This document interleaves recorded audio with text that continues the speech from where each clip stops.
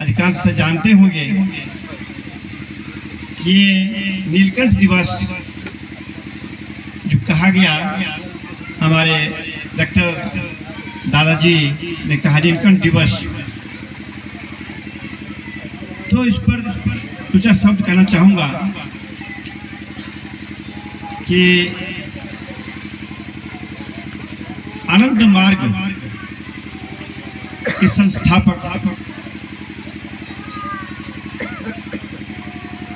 भगवान श्री श्री आनंद मूर्ति जी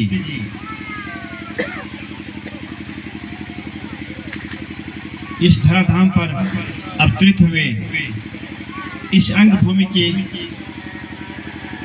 जो जिसे हम जमालपुर के नाम से जानते हैं और अभी वह बाबा नगर के नाम से जाने जाते हैं, कि बाबा आनंद मूर्ति जी उसी धरती पर अवतरित हुए और मानव जीवन को एक नई सभ्यता देने के लिए, नई रोशनी देने के लिए इस धरती पर आए। सिर्फ ये बिहार, अंगदेश बिहार, ये भारत ही नहीं, सारी पृथ्वी पर अपनी रोशनी को फैलाने के लिए, मानवता के कल्याण के लिए वो धरती पर आए, पूरी मानवता के कल्याण के लिए। तो आप जानते हैं कि जब जब इस धरती पर परमात्मा अवतरित होते हैं, ईश्वर आते हैं मनुष्य शरीर धारण करके, तो ईश्वर किसी एक गोष्ठी के लिए नहीं, किसी एक भूखंड के लिए नहीं, पूरे अखंड मानवता के लिए, संपूर्ण मानवता के कल्याण के लिए, उनके विकास के लिए वो अवतारते हैं। और जब उनका कार्यक्रम शुरू हो जाता है तो जो पाप शक्ति होते हैं ना, वो जलते भी हैं, ईर्ष्या भी करते हैं। जो स्वार्थी लोग होते हैं, क्षुद्र लोग होते हैं, तो ऐसे हर युग में होते आया है। उसी संदर्भ में हमारे भगवान श्री आनंद मूर्ति जी को कई आरोप लगा करके उन्होंने जेल में भी रखा, लेकिन भगवान का संकल्प था, उनको पूरा होना था, उनको लीला करना था। जब आते हैं तो उनकी लीला भी होती है, वो लीला भी करते हैं। आप लोग इसके पहले करीब देखे होंगे कि भगवान श्री कृष्ण को जन्म ही हुआ जेल में। कहिए तो कितनी कष्टदायक बातें हैं, सुनने में कैसा खराब लगता है,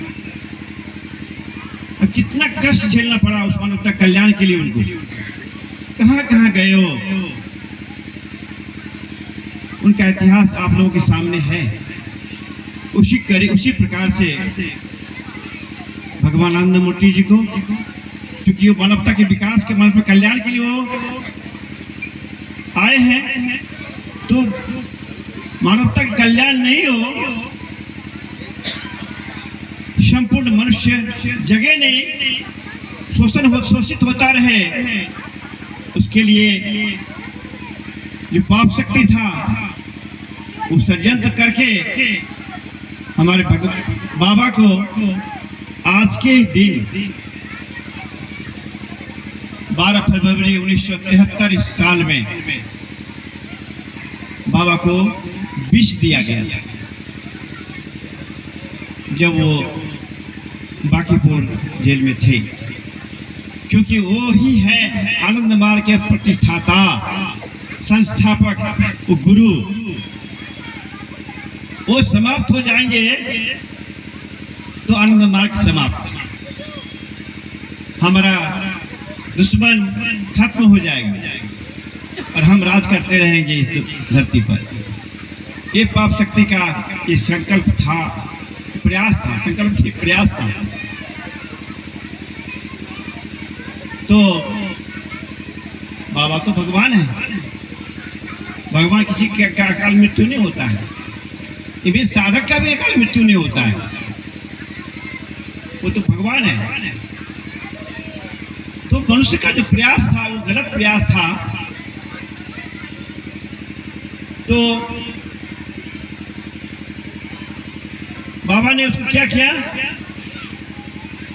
विचार के लिए राज्यपाल राष्ट्रपति के पास आवेदन देने के लिए हमारे शिष्यों लोगों को कहे तुम इस पर विचार कराओ।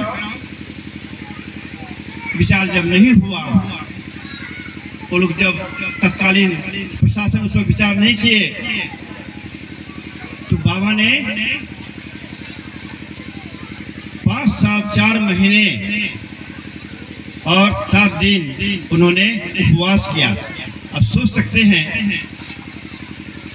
कि एक मनुष्य, हम लोग 1 दिन 2 दिन उपवास करते हैं तो खटिया पकड़ लेते हैं, और 5 वर्ष वो अन्न ग्रहण नहीं किए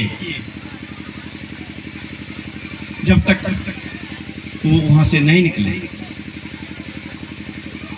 तो आज के दिन उन्होंने बाबा को विष दे दिया जाएगा, तो बाबा ये खत्म हो जाएंगे और फिर आनंद मार्ग खत्म। तो आज के दिन इसलिए बाबा जब ग्रहण कर लिए तो वो विष ग्रहण करने के बाद बाबा का जो गला है ना, कंठ है ना, ये नील वर्ण का हो गया। इसका इतिहास एक और है। आप जब समुद्र मंथन में हुआ था ना, जो कहानी है, जिससे भी देवता लोग अमृत, हीरे, मोती जो भी है अपना लेके चले गए,